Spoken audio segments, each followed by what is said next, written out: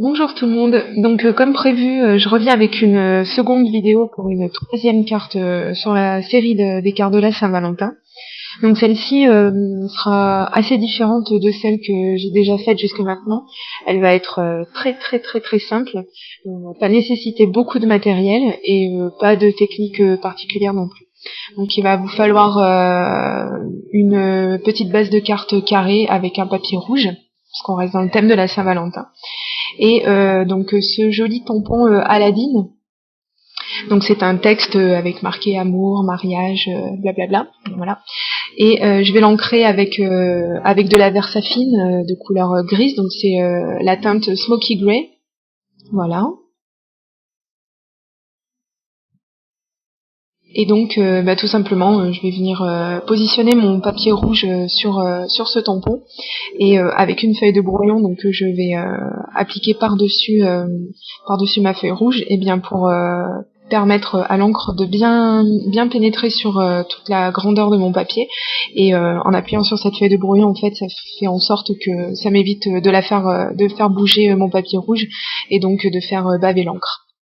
Donc normalement avec cette technique on a un résultat assez sympa.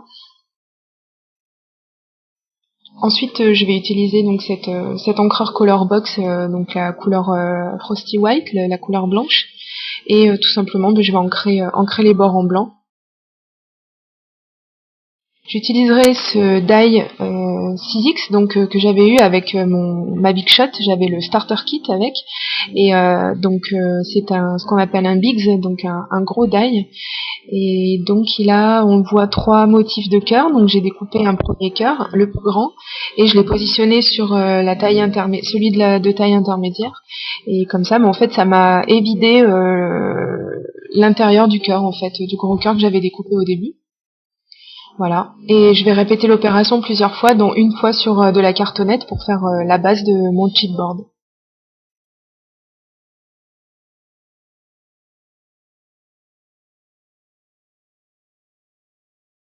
Alors ça, vous allez aimer, j'en suis sûre.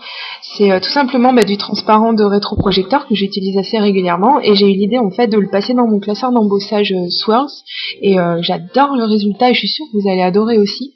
C'est tout simple et bon, ça fait un effet, ça fait tape à l'œil, j'aime bien.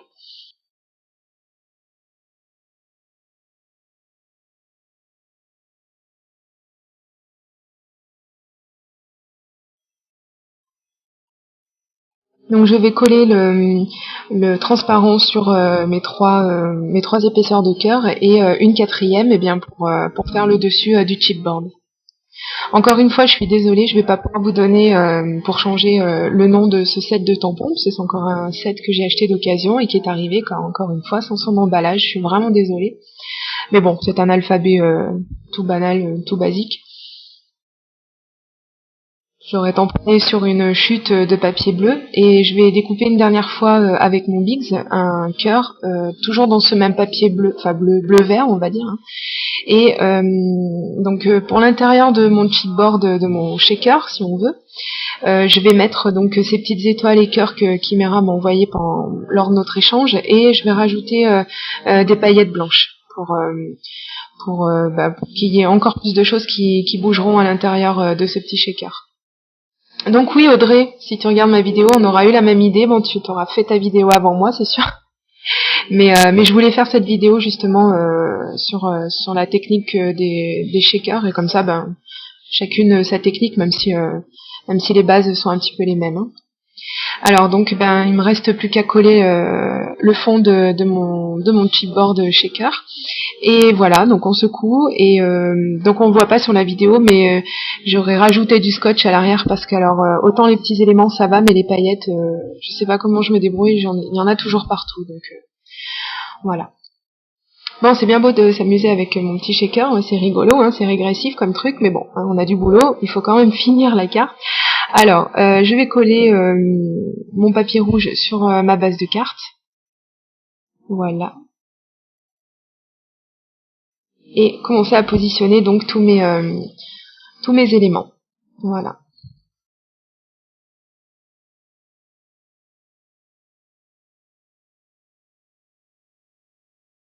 Une autre astuce de stockage, c'était les albums photos qu'on avait passé un temps, et je les ai pas jetés, je les ai bien gardés parce que regardez ce que j'en fais maintenant. Je mets mes découpes, silhouettes et autres à l'intérieur, comme ça déjà ça évite qu'elles s'accrochent entre elles et que du coup on les déchire en essayant de les décrocher, et en prime comme ça c'est beaucoup plus clair, on voit ce qu'on a, ce qu'on n'a pas, ce qu'il faut redécouper, enfin je trouve ça bien pratique. Donc je suis sûre que c'est une solution que beaucoup vont adopter, c'est sûr. Donc cette découpe, le mot you, est aussi une découpe effectuée avec ma silhouette que j'aurais découpée sur le même papier que l'arrière du cœur et que le fond de mon tamponnage.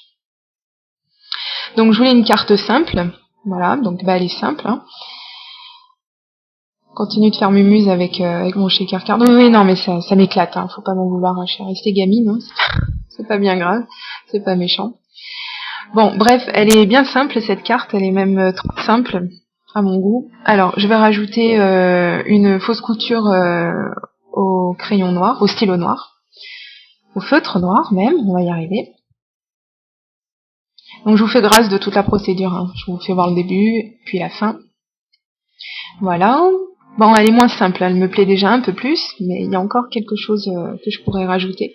Donc je vais mettre ce 3D effet lac, hein, qui est un petit peu sur le même principe que le glossy accent, mais vous l'avez déjà vu dans d'autres vidéos.